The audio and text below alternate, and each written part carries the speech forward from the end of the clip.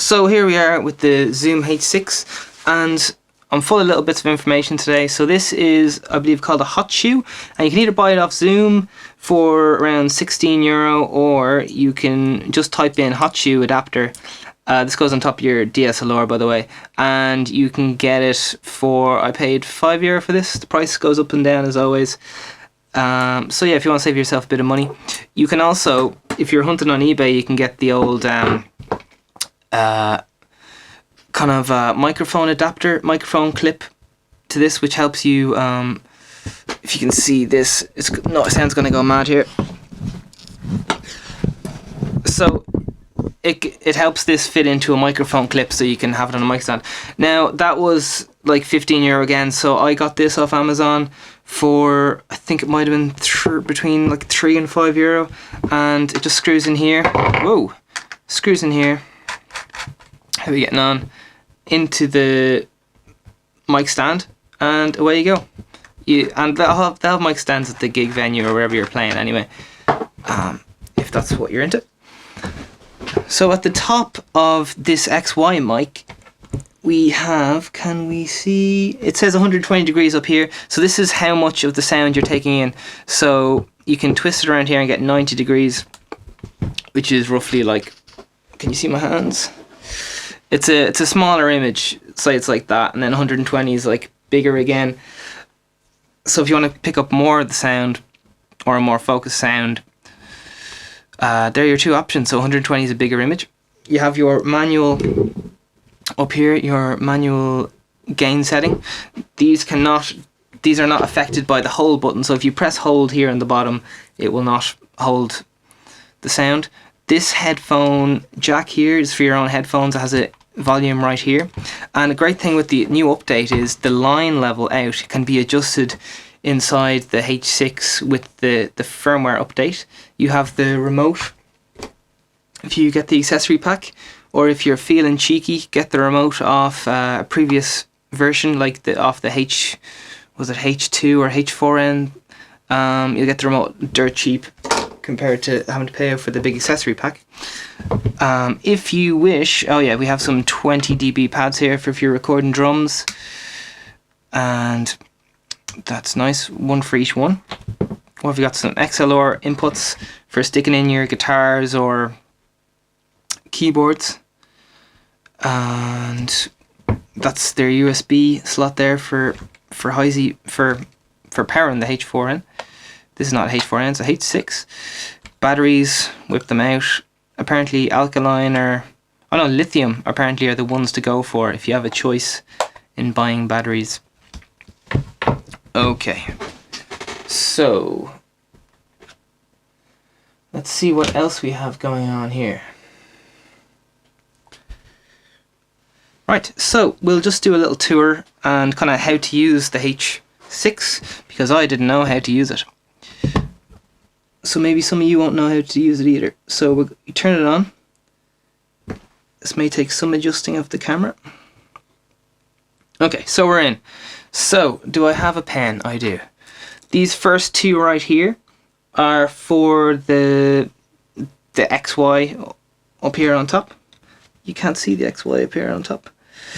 And if you look right here, it has a little slope, and that is for the low pass filters if you want to cut out some low rumble noise. The next one is comp, which is for limiting, and compressors, which is so you won't peak, you won't get clipping, or if you just want to control the dynamics, if something's too loud and too quiet, you might do a little compressor on it to make sure it's more consistent volume. And lastly, we have a phantom power right there. It's a little tiny little star. So you have one setting for the XY, you have one setting for the 1, 2, 3, 4. I'm actually going to plug out this module. These modules can be changed just similar to a DSLR. So I'm going to plug this in now. This is the XY module, mid-side module, and see if this changes. Yeah, it actually changes to mid-side raw, which is nice. Now, I'll go into that more explanation in a few moments. Now I'm tempted to just use this without the modules and just use a shotgun mic for when I'm doing my film work. I'm not sure about the quality of the shotgun that comes with it, but sure, I'll find that out in time.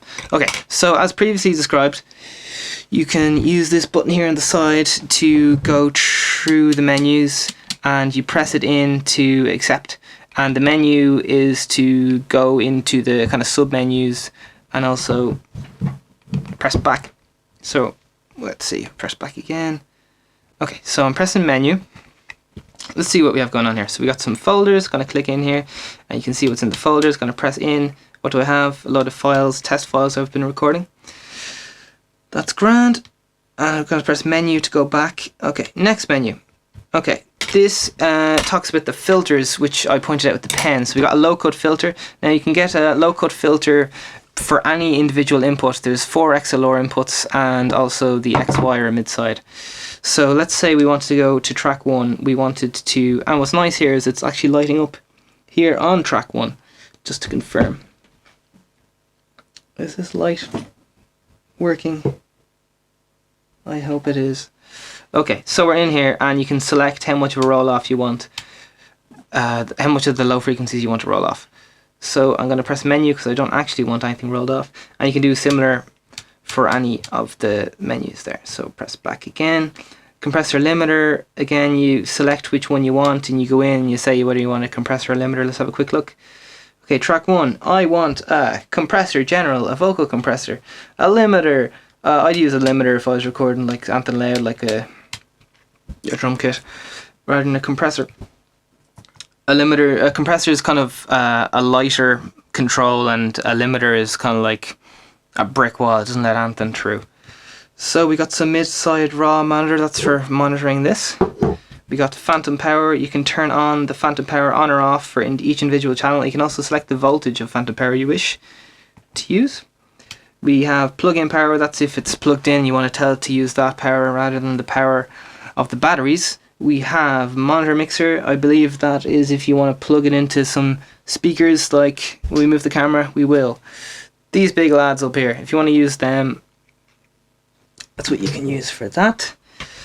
And you'd probably have it sucked up to the line level here in the bottom. We have UV meter. This looks very nice actually. I think this is for monitoring as well. That looks lovely. I'm very happy with that. I don't know how much of this is coming through with the bright light and all that, but if you have it in your hand, you'll be able to go through these menus. We have line level out, and that's this one right here. So we can select the line level out if that's going into your DXLR or DSLR or whatever you want to call it. Mid-side matrix, that's for this one right here. It's for telling it how much to record of the left and right signal. So if you missed the last video, what this does is it has a microphone right here in the front, and I believe it has a bidirectional microphone, which means it records from the left and right in the center. And using technology, you can tell it how much of the left and right signal you want to blend with the center signal. It's like mixing the ambience with the direct signal. So if someone's singing here in a big hall, you can turn up the reverb using the mid-side processing. Mid-side matrix. Okay, we're going out of there. That was a lot of fun. We're going into the record. Record format. Right. That's CD quality there, 16-bit. Great, 44. That's 24-bit. That probably won't play on a CD player. Good for recording though. It's higher than CDs, and you get all your MP3 files there, which are nice and small, but you're going to lose some possibly inaudible content. We have auto record. Auto record. What does auto record do? I don't know. Okay, pre-record. This one you can leave it on, and what it does is when you press record, it'll include the information or record sound like 2 or 3 seconds before you actually press the record. So if you're a little bit sure on if you're going to press record in the right time or not, that's a good one to do. So it might cut out the first word of the sentence if you had it off, perhaps. Backup record. This one's brilliant. This only works on WAV, by the way. So what this one does, can I change this to make it more readable? Okay. Backup record, that so say you were recording and your peak level was at 0 or -4 or whatever, and then someone starts shouting and it clips. What this one does is it records a backup copy, I believe 12 dB lower, so that you can use that if your main copy is destroyed with clipping, you can use your backup copy. which is recorded at a lower volume. Okay, project name, that's for naming the projects. Sound marker, that's for putting markers while you're recording. Alright, let's go back. A-B repeat, that's for looping and playing your samples, looping between markers. Information, let's see, information, voice memos, okay, project mixer. Playback speed, you can play it at half time or at a slower speed. Overdub mode and mixing mode, rebuild, trash, you want to throw some stuff out. So overdub mode, so this one is useful. So we go in here and you can select a track you've previously recorded and record on top of it. So if it's recording the XY, you get an extra 4 tracks, and I believe you can kind of, what's the word? You can squash all the 4 tracks together into one track, and then you have 3 more tracks, but you cannot go back and edit the 4 tracks that have been put back to one track. They'll always be one track. Oh, that must be it there, actually mixed down. Okay, let's see what else we got. Backup file, playback speed, project mixer. Let's have a look. Okay, that's just back to the mixer. Voice memo, that must be a kind of a separate folder for all your voice memos. Information, okay, that just kind of tells you numbers and stuff, nothing too important. Pressing menu to go back. Okay, we have a metronome and tuner, very good. You need to turn on your metronome. Well, you don't have to, but it's good if you're doing some multi-track stuff using that overdub mode. It's good to have your metronome turned on. Now a thing, your overdub mode will only work if you have files recorded on this. So if you do reformat your Zoom, you will not be able to do overdubs until you record one. Okay, time and date, grand, we know what that does. Blacklight, oh that's good. I'll turn on power saving. Actually, I should probably not have that on. Well, I'm recording video. Okay, brightness, yeah, that's cool. See, it adjusts how bright and light this one is. Battery, what have you got? You tell it which batteries you got. I got some alkaline. Software version, yeah, factory reset, cool. Okay, pressing back again. What have you got? Language, we have English, and I actually don't know what that is. I'm possibly Japanese because this is designed in Japan but assembled in China. We have SD card, rename your SD card. Maybe you want to rename your SD card Han Solo or something. We have format. Format's good. When you put your SD card in, make sure you format it. That's one of the first things you should do, and that should have been at the start of the video. We have performance test. That's cool. It just tells you if your SD card's good or not. Yeah. Okay, we have SD card reader. Yeah, we described that's for plugging into the computer. Audio interface. Yeah, you can plug this, which is actually quite amazing. You can plug this into your computer, and you can use it as an audio interface. You've got 4 inputs and another input. Could you track drums with this? You could track drums with 1 microphone, so you can definitely track it with 1, 2, 3, 4. 5 or 6, 5, 4 and 6. Yeah, so yes, you can record drums with this to some level if you've extra microphones or if you're just very skilled with one. If you have a good drummer in a good room, you're done. Great, so that is all of the menus and everything.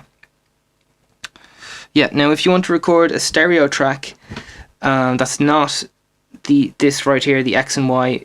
So say you have 2 SM57s there, 2 popular microphones plugged in right here, and it was say the overheads of the drum kit. If you're going for that kind of punky grungy sound, you would press these 2 at the same time and they should light up, but they're not going to light up because I have not got anything plugged in.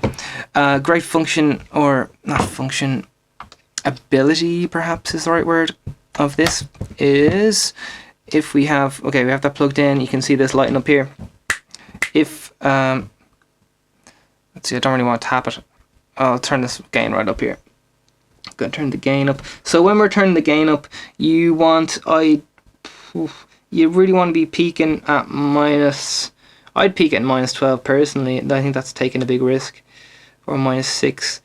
But okay, here we go. So if you can see right here, these lights, they're flashing, and that means it's clipping, which means you got to turn it down. Yeah, that's probably one of my favorite features of the whole thing. You can just see it out of the corner of your eye there. If it's flashing, you know, lean over, turn it down. The Zoom H6 is, yeah, it's a nice piece of gear. I must say I like it. These are cool as well. This stops, if it's in your bag or something, it stops these from scrolling around. The Zoom H5 has a bar going around it to stop it from moving around, in theory. Possibly this is, if you want to get really, I have to not use a bad word, uptight. I'm not sure if this is a height C. I think it's just a line in, so you should possibly need a DI box for this for guitar, but like, who's gonna know? It's gonna have a little bit of interference, but I don't know if anyone could ever really notice. What else do we have going on with the Zoom H6? Oh, actually, you see right here, I pressed these. Let's press these two at the same time. Yeah, it's actually changed. So it's 1, 2, 3 sets of stereo pairs, and we double press it again. It goes back to 3, 4. That's a very nice feature. Well done, Zoom. That's nice. Yeah. So if you have a lapel microphone, one of the microphones that goes on your shirt, you can stick it in here. But if you're like me and you don't want to use that input, you can get one of those adapters, which are hiding everywhere in this room. One of these ones. Whack it in. How you getting on? Go into the sub menu, turn on phantom power, and you're away. You got 4 lapel microphones going. Brilliant. Okay, and that's your lot. Hi guys, I hope you enjoyed my in-depth how to use the Zoom H6. I didn't know how to use it. I'd spend many hours on the internet scrolling around, finding out all the little things you can do with it. So if you like this video and you want to see more, you can help me out by, if you're thinking about buying this, use the Amazon links below. I get like a small cut, like 5% or something like that. I've toughlipproductions.com, I've Instagram, Toughlit Productions, Twitter, Facebook, all that. So like and share if you enjoyed this and you want to see more.